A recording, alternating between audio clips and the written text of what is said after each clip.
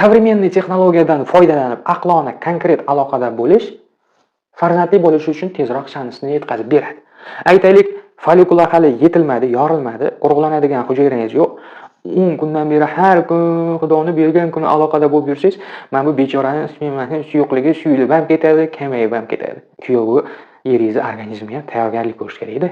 Bolali bo'lish uchun bu har kun aqlsizona qilib yurgandan ko'ra sifatli, kачественный qilib follikularni o'lchatib borib, keyin qo'shilinglar. Yana aloqada bo'lish usullari ham bunga bog'liq, bilasizmi?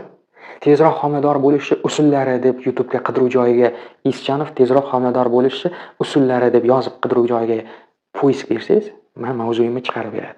O'sha videoni ko'rib, nechta oilalar homilador bo'lganlar juda ham ko'p.